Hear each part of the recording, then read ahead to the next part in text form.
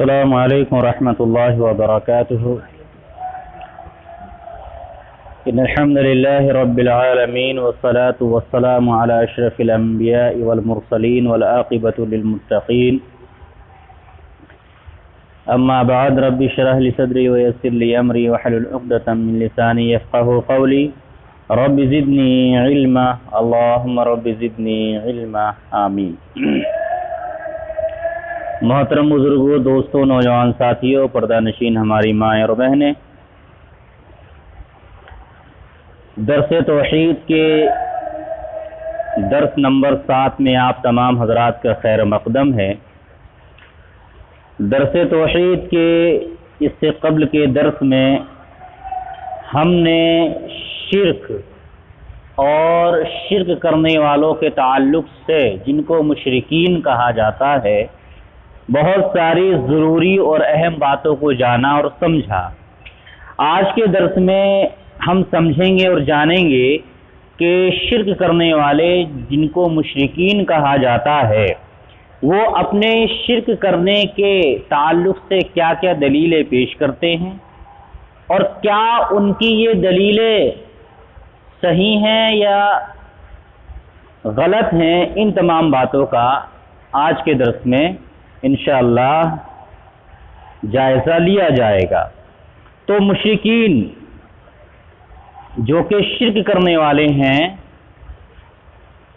وہ بہت ساری دلیلیں دیتے ہیں، تو آج کے درس میں صرف ان کی ایک دلیل کا تجزیہ کیا جائے گا اور جائزہ لیا جائے گا۔ قرآن مجید کی روح سے مشرکین شرک کے حق میں 3 قسم کی دلیلیں دیتے ہیں۔ کیسی دلیلیں دیتے ہیں؟ 3 قسم کی دلیلیں دیتے ہیں۔ ان میں سے جو پہلی دلیل ہے وہ کیا دیتے ہیں، آئیے جانتے ہیں۔ اس سے قبل کے درس میں یہ بات بیان کی جا چکی کہ مشرکین اللہ تعالیٰ کو اپنا رب اکبر، معبود اعلیٰ اور خداوند گریٹ گاڈ تسلیم کرتے تھے، یعنی مانتے تھے۔ اسے اپنا خالق، رازق اور مالک سمجھتے ہیں۔ جان پہ بن آئے تو خالصتاً اسی کو پکارتے بھی ہیں، لیکن ساتھ ساتھ یہ بھی عقیدہ رکھتے ہیں کہ اولیاء اکرام چونکہ اللہ تعالیٰ کے ہاں بلند مرتبہ رکھتے ہیں، اللہ کے محبوب و پیارے ہوتے ہیں، لہذا اللہ تعالیٰ اپنے اختیارات میں سے کچھ اختیارات انہیں بھی دے رکھا ہے، یعنی کہ جو اولیاء ہیں، بزرگ ہیں، نیک لوگ ہیں، اس لیے ان سے بھی مرادیں مانگی جا سکتی ہیں، ان سے بھی حاجت اور مدد طلب کی جا سکتی ہے، وہ بھی تقدیر بنا اور سنوار سکتے ہیں، دعا اور فریاد سن سکتے ہیں۔ اللہ تعالیٰ نے قرآن مجید میں مشرکین کے اس عقیدے کا ذکر کیا ہے اور بیان کیا ہے، وَاتَّخِذُوا مِن دُونِ اللَّهِ آلِهَةً لَعَلَّهُمْ يُنصَرُونَ۔ مشرکوں نے اللہ تعالیٰ کے سوا دوسرے الہ اس لیے بنا رکھے ہیں تاکہ وہ ان کی مدد کریں۔ کس لیے؟ لعلہم ینصرون۔ ان کا پہلا عقیدہ یہ ہے کہ وہ ان کی کیا کریں گے؟ مدد کریں گے۔ یہ سورہ یاسین کی آیت نمبر 74 ہے۔ یہی وہ عقیدہ ہے جس کے تحت مشرکین عرب بتوں کی شکل میں اپنے بزرگوں اور اولیاء اکرام کو پکارتے اور ان سے مرادیں طلب کرتے تھے۔ اسی عقیدے کے تحت ہندو، بدھ اور جینی مورتیوں، مجسموں اور بتوں کی شکل میں اپنے اپنے بزرگوں اور ولیوں سے حاجتیں اور مرادیں طلب کرتے ہیں۔ یہی عقیدہ ان کا بھی ہے کہ یہ ہماری مدد کریں گے۔ اسی عقیدے کے تحت بعض مسلمان فوت شدہ یعنی مرنے والے اولیاء اکرام بزرگوں کو پکارتے اور ان سے حاجتیں اور مرادیں طلب کرتے ہیں۔ بہت سارے مسلمان کرتے نہیں کرتے ہیں۔ یہاں پر ایک بات اور ذکر کر دیں، یہ جو مدد طلب کرنے کا معاملہ ہے یہ 2 طرح سے ہوتا ہے۔ ایک تو آدمی یہ ہے کہ کسی مرے ہوئے آدمی سے مدد چاہے، مدد طلب کرے۔ مثال کے طور پر کوئی پیر علی صاحب کا آدمی نیک تھا، بزرگ تھا، وہ مر گیا۔ اب کوئی آدمی اس کی قبر پر جائے، جیسے یا معین الدین چشتی ہیں، اسی طریقے سے کیا نام ہے، اور شیخ عبد القادر جیلانی ہیں، عبد القادر جیلانی رحمۃ اللہ علیہ ہیں، معین الدین چشتی ہیں۔ اب کوئی ان کے مزار پر کھڑا ہو کر کے ان سے کہے کہ ہماری مدد کرو، ایک تو مدد یہ ہے۔ ایک آدمی عبداللہ نام کا ہے جو زندہ ہے، دنیا میں ہے، ولی نہیں ہے، نیک بھی نہیں ہیں، بزرگ بھی نہیں ہیں، لیکن ہمیں وقتی طور پر کوئی ایسی چیز یا حاجت ضرورت لاحق ہو گئی کہ ہم اس سے کہتے ہیں یار بھائی عبداللہ ہماری مدد کر دو، ذرا پیسوں کے ذریعے مدد کر دو، یار فلاں سامان ہے اسے گھر تک پہنچانے میں ہماری مدد کرا دو، تو یہ بھی ایک مدد طلب کرنا ہے۔ تو اس میں فرق ہے بہت زیادہ۔ تو یہ ظاہری اسباب ہے، اسی کو کیا کہا جاتا ہے؟ عالم اسباب کے تحت مدد طلب کرنا۔ لہذا عالم اسباب کے تحت زندہ انسان سے مدد طلب کرنا شرک نہیں، البتہ عالم اسباب سے بالا تر اللہ کے سوا کسی دوسرے کو پکارنا شرک ہے۔ اب مثال کے طور پر سمندر میں ڈوبتے ہوئے جہاز پر بیٹھے ہوئے لوگوں کا ایک قافلہ ہے، کسی قریب ترین بندرگاہ پر موجود لوگوں کو وائرلیس کے ذریعے سے صورتحال سے مطلع کر کے مدد طلب کرنا یہ شرک نہیں ہوگا۔ ایک پانی میں جہاز ہے، کشتی تیر رہی ہے، وہ ڈوبنے والی ہے، موجوں میں پھنس گئی، ان کے پاس میں وائرلیس ہے، موبائل ہے، ٹیلی فون ہے، اور بندرگاہ پر موجود لوگوں سے وہ رابطہ کر سکتے ہیں، کانٹیکٹ کر سکتے ہیں۔ اب وہ فون وائرلیس کے ذریعے، موبائل کے ذریعے سے بات کرتے ہیں اور کہتے ہیں کہ ہماری کشتی موجوں میں پھنس چکی ہے، ہم ڈوبنے کے قریب ہیں، کسی پہاڑ یا چٹان یا لہر سے ٹکرا جائیں گے، ہم مر جائیں گے، لہذا ہماری مدد جو ہے کی جائے، ہمارے لیے مدد بھیجی جائے۔ اب کیا معاملہ ہوتا ہے؟ لوگ بندرگاہ سے ہوائی جہاز بھیجتے ہیں یا بڑی پانی کی کشتی بھیجتے ہیں یا اسی طریقے سے ریسکیو ٹیم بھیجتے ہیں بوٹ کے ذریعے سے، اور ان کو بچا لیا جاتا ہے۔ تو اس طرح کی مدد طلب کرنا یہ جو ہے درست ہے، یہ شرک نہیں ہے۔ یا آسمان میں ہے، آدمی کا پلین اڑ رہا ہے، کریش ہونے کے قریب ہے، کیا پلین پھٹ جائے گا، انجن خراب ہو جائے گا، جو ہے کریش لینڈنگ ہوگی، کہیں پتہ نہیں کہاں جا کر کے گرے گا، انہوں نے جلدی سے کیا نام ہے جو ایئر لائنز کنٹرول ہوتا ہے، کنٹرول روم جو ہوتا ہے، وہاں فون کرتے ہیں کہ ہمارا ایئر کرافٹ ایسے ایسے جو ہے کریش ہونے والا ہے، ہمارے لیے مدد بھیجی جائے، لہذا پھر وہ دوسرا پلین بھیجے۔ اس طرح کی سے مدد طلب کرنا یا اس طرح سے جتنی بھی چیزیں ہیں مدد طلب کرنا، یہ شرک نہیں ہے، کیونکہ ڈوبنے والوں کا وائرلیس کے ذریعے زندہ انسانوں کو اطلاع دینا، بندرگاہ پر موجود لوگوں کا ہیلی کاپٹر وغیرہ کے ذریعے جائے حادثے پر پہنچنا اور بچانے کی کوشش کرنا، یہ سارے کام سلسلے اسباب کے تحت ہیں۔ البتہ اگر ڈوبنے والے آدمی یہ کہیں بغیر دابے بلا افتاد کشتی مدد کن یا معین الدین چشتی، بغیر داب بلا افتاد کشتی مدد کن یا معین الدین چشتی، کیا کہتا ہے؟ یعنی میری کشتی طوفانوں میں پھنسی ہے، اے معین الدین چشتی تو میری مدد کر۔ یہ شرک ہے۔ اس طرح کی دعائی دینے لگے تو یہ شرک ہوگا، کیونکہ ایسی فریاد کرنے والے کا عقیدہ ہوگا کہ پہلی بات تو وہ خواجہ معین الدین چشتی مرنے کے باوجود سینکڑوں یا ہزاروں میل دور سے سننے کی طاقت رکھتے ہیں، اس کا عقیدہ رکھے گا تبھی تو پکارے گا نا۔ جب اس کا یہ عقیدہ ہوگا کہ سینکڑوں میل ہزاروں میل دور سے بھی معین الدین چشتی سن لیتے ہیں، پہلے وہ یہ عقیدہ بنائے گا اس کے بعد پکارے گا۔ تو پہلے تو اس نے یہ عقیدہ بنایا، یعنی وہ اللہ تعالیٰ کی طرح سمیع ہے، گویا کہ جیسے اللہ سمیع ہے، دور تک سننے والا ہے، شروع سے سن رہا ہے، ہمیشہ تک سنتا رہے گا۔ دوسری بات یہ، فریاد و پکار سننے کے بعد خواجہ معین الدین چشتی فریاد کرنے والے کی مدد کرنے، اس کی مشکل حل کرنے کی پوری طاقت اور قدرت رکھتے ہیں، یہ اس کا عقیدہ ہوگا تبھی تو وہ پکارے گا، یعنی وہ اللہ تعالیٰ کی طرح قادر بھی ہیں۔ ان دونوں صورتوں میں جو فرق ہے وہ بآسانی سمجھا جا سکتا ہے کہ کون سی مدد طلب کرنا شرک نہیں ہے اور کون سی مدد طلب کرنا شرک ہے۔ تو لہذا سید علی حجویری رحمت اللہ علیہ اپنی مشہور کتاب کشف المحجوب میں فرماتے ہیں اللہ تعالیٰ کے اولیاء ملک کے مدبر ہیں۔ اللہ اکبر، استغفر اللہ استغفر اللہ۔ کیا کہتے ہیں؟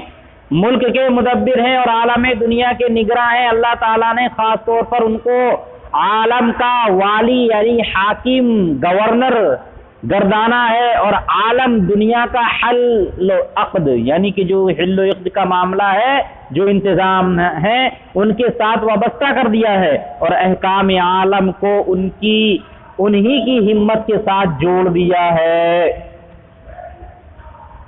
حضرت نظام الدین اولیاء اپنی معروف کتاب فوائد الفواد میں فرماتے ہیں، شیخ نظام الدین ابو المعید بارہا فرمایا کرتے، میری وفات کے بعد جس کو کوئی مہم درپیش ہو تو اس سے کہو 3 دن میری زیارت کو آئے، اگر 3 دن گزر جانے کے بعد بھی وہ کام پورا نہ ہو تو 4 دن آئے، اور اب بھی کام نہ نکلے تو میری قبر کی اینٹ سے اینٹ بجا دے۔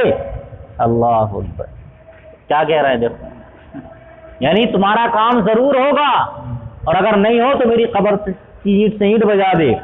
جناب احمد رضا خان بریلوی فرماتے ہیں، اولیاء اکرام مردے کو زندہ کر سکتے ہیں، مادر زاد اندھے اور کوڑی کو شفا دے سکتے ہیں، اور ساری زمین کو ایک قدم میں طے کر سکتے ہیں۔ کون کہہ رہا ہے یہ؟ جناب احمد رضا خان صاحب بریلوی، جو بریلی کے رہنے والے تھے، وہ کہہ رہے ہیں۔ نیز آگے فرماتے ہیں، اولیاء اکرام اپنی قبروں میں حیات ابدی کے ساتھ یعنی ہمیشہ والی زندگی کے ساتھ زندہ ہیں، ان کے علم و ادراک سمع و بصر پہلے کی نسبت بہت زیادہ قوی ہیں۔ فارسی کے ایک شعر نے اسی عقیدے کا اظہار کیا گیا ہے، جس کا ترجمہ ہے، اولیاء اکرام کو اللہ تعالیٰ کی طرف سے ایسی قدرت حاصل ہوتی ہے کہ وہ کمان سے نکلے ہوئے تیر کو واپس لا سکتے ہیں۔ یہ اولیاء اکرام کی طاقت بیان کی جا رہی۔ کسی پنجابی شاعر نے اپنے عقیدے کی ترجمانی ان الفاظ میں کی ہے، ہت ولی دے قلم ربانی لکھے جو من بھاوے، رب ولی نو طاقت بخشی لکھے لیک مٹاوے۔ یہ پنجابی کا ایک شعر ہے، ہت ولی دے قلم ربانی لکھی جو من بھاوے، رب ولی نو طاقت بخشی لکھے لیک مٹاوے۔ کیا ترجمہ ہوا؟ اللہ تعالیٰ کا قلم ولی کے ہاتھ میں ہے۔ کیا کہہ رہے ہیں؟ اللہ کا قلم ولی کے ہاتھ میں ہے، جو چاہے لکھے۔ اللہ تعالیٰ نے ولی کو یہ طاقت بخشی ہے کہ جو چاہے لکھے، جو چاہے مٹا دے۔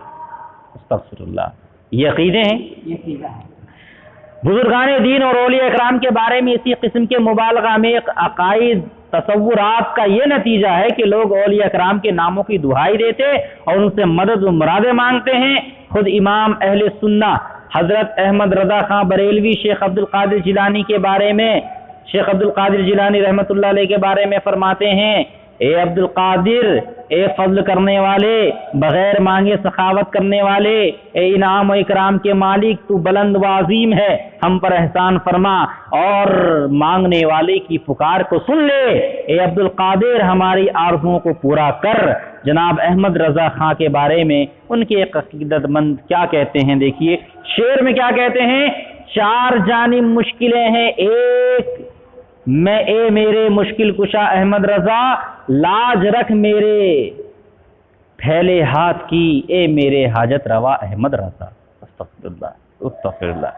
شیخ عبد القادر جیلانی کے بارے میں بھی کسی شاعر نے صحیح اظہار خیال کیا ہے، امداد کن از رنج و غم آزاد کن، امداد کن از رنج و غم آزاد کن، در دین و دنیا شاد کن یا شیخ عبد القادر را۔ اے شیخ عبد القادر، میری مدد کیجیے اور مجھے ہر رنج غم سے آزاد کر دیجیے، نیز دین و دنیا کے تمام معاملات میں مجھے خوش کیجیے۔ یہ عقیدے ہیں، اس طرح کے عقیدے رکھتے ہیں۔ حضرت علی کے بارے میں عربی کے ایک شاعر نے اپنے عقیدے کا اظہار یوں کیا، کیسے کیا، نادی علی مظہر العجائب تجدہ عونا فی النوائب، کل ہم و غم سینجلی بولایتک یا علی یا علی۔ یہ دیکھو، عجائبات ظاہر کرنے والے علی کو پکارو، ہر مصیبت میں اسے اپنا مددگار پاؤ گے، اے علی تیری ولایت کے صدقے عنقریب سارے غم دور ہو جائیں گے۔ یہ عقیدہ ہے۔ ان افکار و عقائد کو سامنے رکھتے ہوئے یا محمد یا علی یا حسین یا غوث العظم جیسے کلمات کے ذریعے آواز لگانا، پکارنا حقیقت آسانی سے سمجھی جا سکتی ہے، اور یہ اندازہ لگانا مشکل نہیں کہ ان کلمات کے پس منظر میں کون سا عقیدہ کار فرما ہے، کون سا عقیدہ ہے، مشرک والا عقیدہ ہے، شرکی عقیدہ ہے۔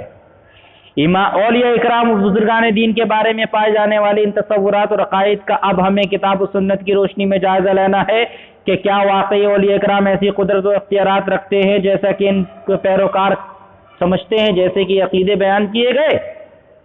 قرآن کی آیت دیکھیے، والذین تدعون من دونہ ما یملکون من قطمیر، اللہ تعالیٰ کو چھوڑ کر جنہیں تم پکارتے ہو ایک کھٹلی کے کھجور کی گٹھلی کے اوپر جو چھلکا ہوتا ہے اس کے بھی مالک نہیں ہیں۔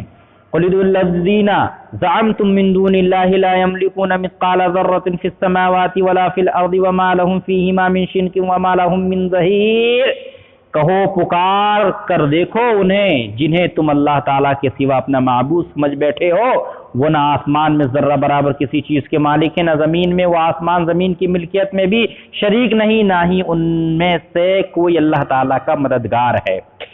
آگے دیکھیے، ما لهم من دونہ من ولی ولا یشرک فی حکمہ احدا، اللہ تبارک و تعالیٰ کیا کہہ رہا ہے؟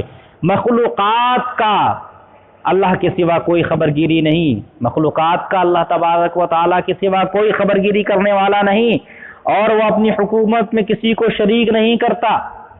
ان آیات میں اللہ تعالیٰ نے واضح طور پر اس بات کی طرف اشارہ کیا ہے کہ میں اپنی حکومت، اپنے معاملات اور اختیارات میں کسی دوسرے کو شریک نہیں کرتا، اور میرے علاوہ جنہیں لوگ پکارتے ہیں یا جن سے مرادیں اور حاجتیں طلب کرتے ہیں وہ ذرہ برابر کا اختیار نہیں رکھتے، نہ ہی ان میں سے کوئی میرا مددگار ہے۔ اس دنیا میں انبیاء اور رسول اللہ تعالیٰ کے پیغمبر اور نمائندہ ہونے کی حیثیت سے اللہ تعالیٰ کے سب سے زیادہ مقرب، سب سے زیادہ محبوب، سب سے زیادہ پیارے ہوتے ہیں۔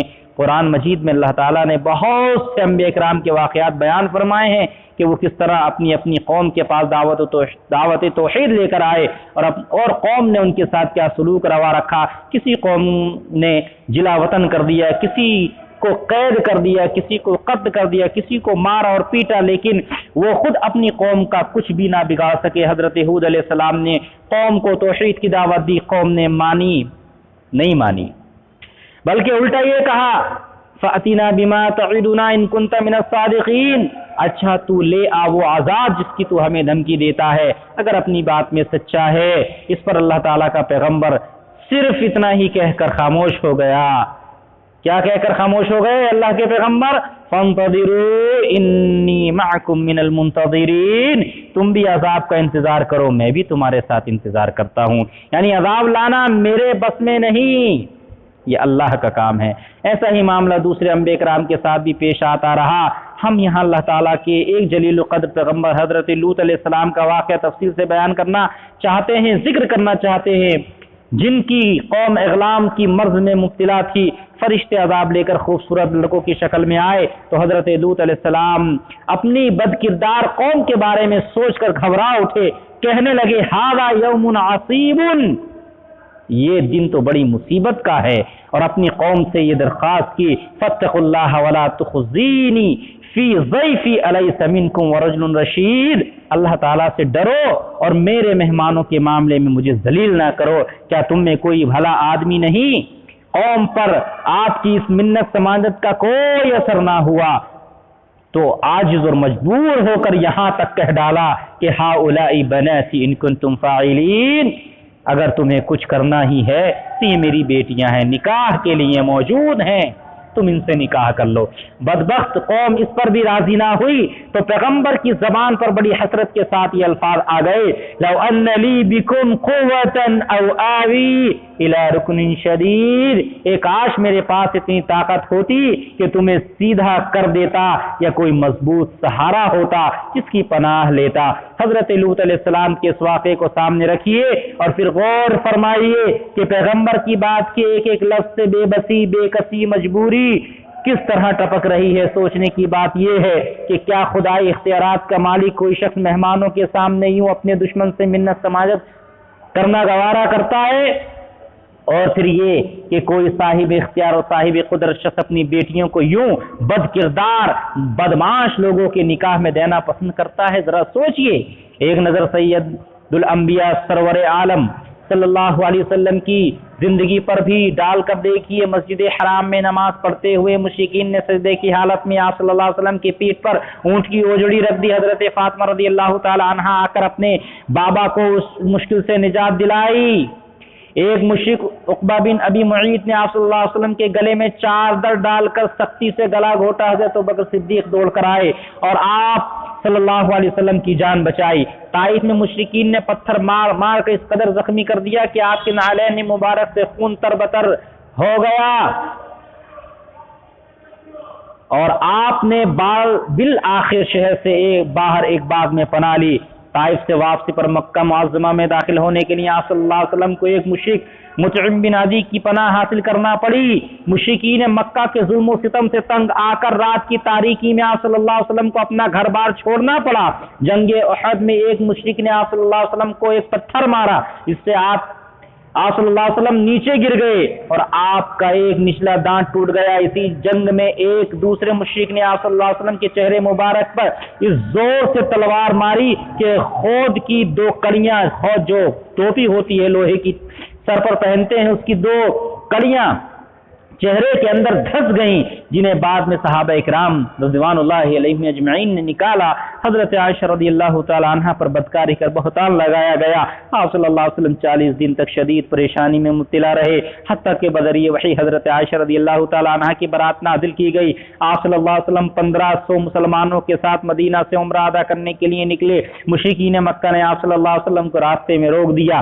آپ عمرہ ادا نہ کر سکے۔ بعد مشرکوں نے آپ صلی اللہ علیہ وسلم کو 2 مرتبہ دھوکہ دے کر تبلیغ اسلام کے بہانے جلیل و قدر صحابہ اکرام رضوان اللہ علیہم اجمعین، جن کی مجموعی تعداد 70 سے 80 تک بنتی ہے، ان کو لے کر گئے اور لے جا کر کے شہید کر دیا، جس سے آپ صلی اللہ علیہ وسلم کو شدید صدمہ پہنچا۔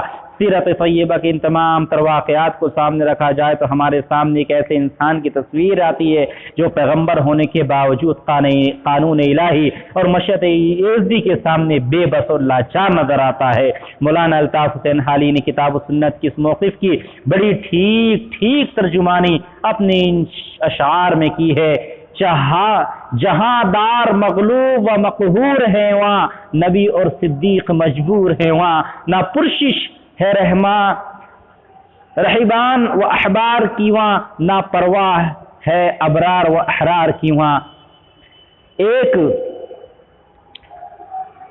طرف بزرگوں اور اولیاء کرام کے عقائد اور ان سے منسوب واقعات سامنے رکھیے، اور دوسری طرف قرآنی تعلیمات اور قرآن مجید میں بیان کیے گئے انبیاء کرام علیہ السلام کے واقعات کو سامنے رکھیے۔